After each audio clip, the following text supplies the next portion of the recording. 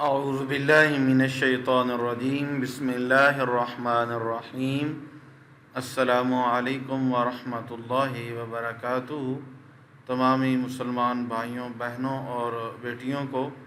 Islamic فقہ YouTube میں خوش آمدید کہتے ہیں، اور اللہ کریم سے یہ دعا ہے کہ مالک کریم تمام مسلمانوں کو دین اور دنیا کی عزتوں اور عظمتوں سے مالا مال فرمائے۔ تو الحمدللہ ایک بہت ہی خاص عمل لے کر حاضر ہیں اپنے ان مسلمان بھائیوں، بہنوں اور بیٹیوں کے لیے، ان والدین کے لیے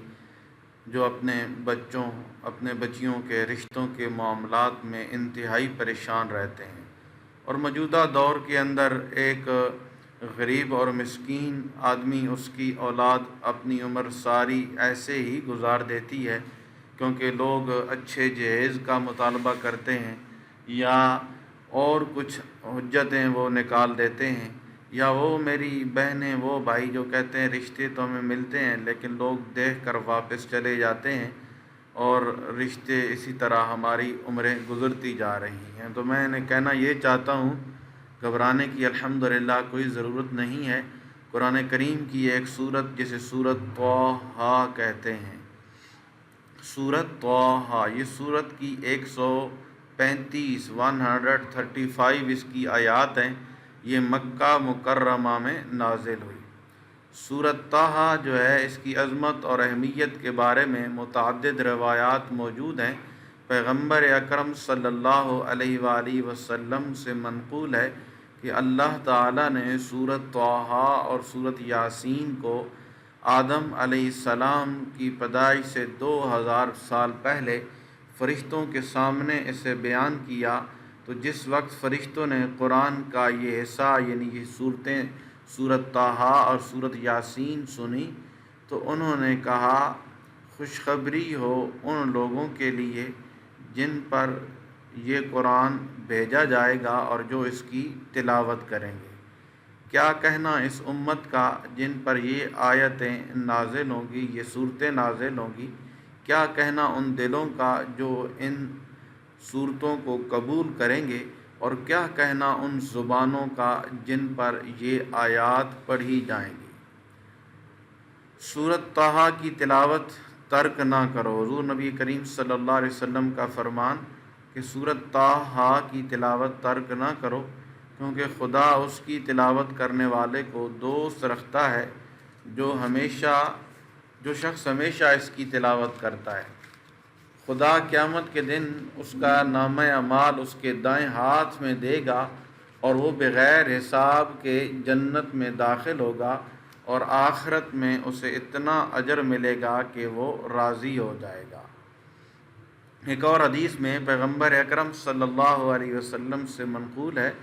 کہ جو شخص اسے پڑھے گا اسے روز قیامت مہاجرین اور انصار کے ساتھ برابر ثواب ملے گا۔ تو ہم پر یہ بات ضروری سمجھتے ہیں کہ اس حقیقت کو دہرائیں کہ تمام ایسے عظیم ثواب جو پیغمبر اور ائمہ کرام سے ان صورتوں کی تلاوت کے بارے میں ہم تک پہنچے، ان کا ہرگز یہ مطلب نہیں کہ ہم صرف تلاوت کرنے سے انسان کو نتائج حاصل ہوں گے، بلکہ اس سے مراد وہ تلاوت ہے جو غور و فکر کا مقدمہ بنے، ایسا غور و فکر کہ جس کے آثار انسان کے تمام اعمال و گفتار سے ظاہر ہوں۔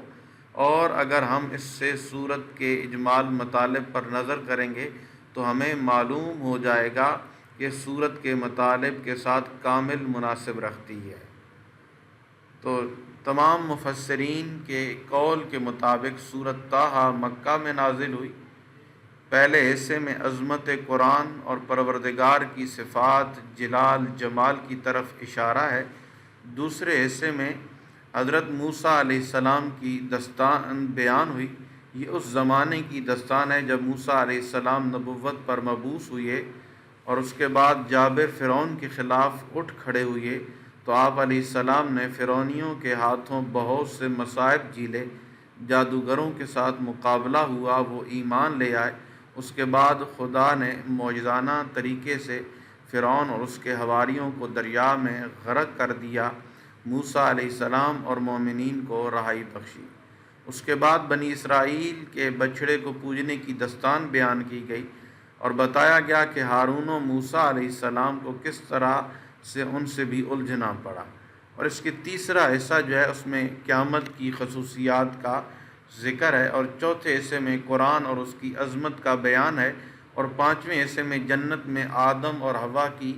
جو سزا تھی وہ بیان کی گئی، ابلیس کی وسوسہ انگیزی بیان کی گئی، اور انجام کار جو زمین پر اترنے کا تذکرہ ہے،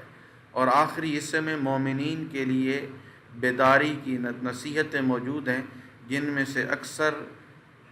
کارائے صحن پیغمبر اسلام صلی اللہ علیہ وسلم کی طرف ہے۔ تو الحمدللہ یہ صورت بہت ہی عظمتوں والی صورت ہے، بہت ہی برکتوں اور بہت ہی شانوں والی یہ صورت ہے۔ اس صورت کے بہت زیادہ فوائد ہیں، ٹھیک ہے۔ تو ہم اپنے مقاصد اور مطالب کے لیے، اور بالخصوص رشتے کے لیے، اور بالخصوص قرض سے نجات کے لیے، بالخصوص اپنی دینی دنیاوی حاجات کے لیے ہم اس صورت کی تلاوت کس طرح کریں کہ اللہ تعالیٰ کا ہمیں قرب ملے، کرم نوازی ہو، رحمت